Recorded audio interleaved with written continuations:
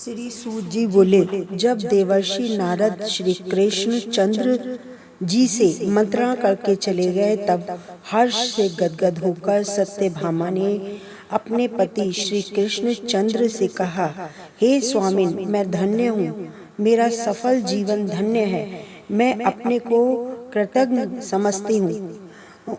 मेरे जन्मदाता ने वे माता पिता भी धन्य हैं, क्योंकि उन्होंने निसंदेह त्रिलोक्य सुंदरी मुझ सत्यभामा को जन्म दिया है।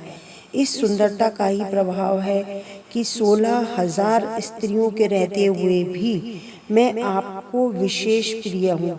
केवल इसी के लिए मैं कल्प वृक्ष के साथ आदि पुरुष आपको विधि पूर्वक संकल्प कर नारद के लिए उस समय समर्पित कर दिया था, जब संसार के लोग कल्प वृक्ष का नाम तक नहीं जानते थे। वही कल्प वृक्ष उस समय से मेरे आंगन में लगा हुआ है।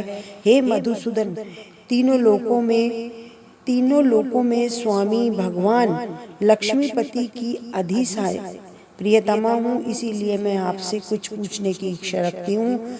यदि आप चाहते हैं तो मेरे प्रश्न का उत्तर विस्तार पूर्वक दीजिए, जिसे सुनकर मैं अपना कल्याण करूं। मुझे वह उपाय बताएं जिससे कि मेरा कल्याण।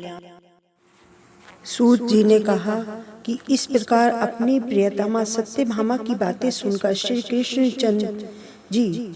कृष्ण जी मंद मंद मुस्काने लगे। सत्यभामा का हाथ अपने हाथ से लेकर हास परिहास के साथ कल्प वृक्ष के नीचे पहुंचे और उस स्थान से सब सेवकों को हटा दिया।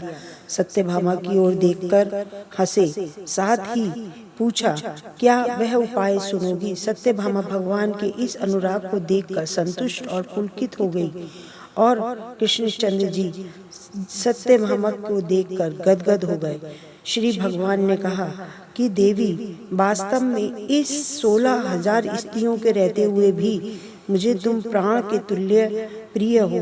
तुम्हारे लिए कल्प वृक्ष वाली जिद रखने के लिए देवताओं के साथ इंद्र से भी लड़ गया था। हे प्यारी, जो तुम पूछना चाहती हो तो बड़ी ही अद्भुत बात है। तुम्हें मैं जो किसी को न देने वाली बहुमूल्य वस्तु को भी दे देता हूँ, न करने वाले काम को भी करता हूँ, छिपाने वाली बात को भी बता देता हूँ। पूछने की आवश्यकता क्यों थी? तुम्हारे मन में जो प्रश्न है पूछो। जिस पवित्र व्रत को किया था सो मैं बतलाता हूँ। जबकि सतयुग का अंत हो रहा था, उस समय मायापुरी में एक अत्रि गोत्र वाला देवशर्मा नामक ब्राह्मण निवास करता था। वह समस्त वेदों और वेदांगों में पारंगत, अतिथि पूजक, अग्निहोत्री तथा सूर्य नारायण का व्रत करता था। सर्वथा सूर्य देव की उपासना करने के कारण वह दूसरे सूर्य की भांति दैदीप्यमान था। उसको वृद्धावस्था में गुणवती नाम की एक कन्या उत्पन्न हुई। देव शर्मा को उस पुत्री के अतिरिक्त कोई संतान नहीं थी। उसने अपनी पुत्री का विवाह अपने एक शिष्य चंद्र के साथ कर दिया। पुत्र विहीन देव शर्मा अपने शिष्य को अपने पुत्र के समान मानते थे और जितेंद्रिय चंद्र भी देव शर्मा को अपने पिता के सदृश समझता था। एक दिन चंद्र और देव शर्मा दोनों कुश और समीधा लाने के लिए गए। इधर उधर घूमते घूमते हिमाचल के समीप वन में उन्होंने एक विकराल राक्षस को अपनी ओर आते देखकर ये दोनों भय से जीवन भर उन दोनों को भय से भागने लगे। तब उन्होंने एक विकराल राक्षस को अपनी ओर आते देखा। यह देखकर ये दोनों भय से व्याकुल हो गए, शरीर के अंग शिथिल हो गए और वे भागने में असमर्थ हो गए। यम स्वरूप उस राक्षस ने उन दोनों को मार डाला।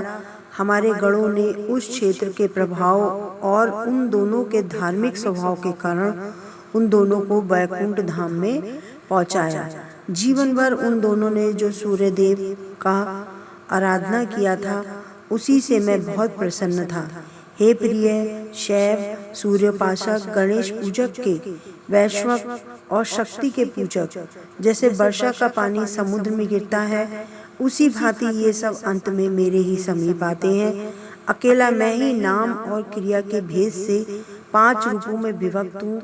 जैसे किसी का नाम देवदत्त है, वही देवदत्त का बाप किसी का बाप है, किसी का पुत्र है, किसी का भाई है और किसी का भतीजा, लेकिन वास्तव में ये देवदत्त एक ही है।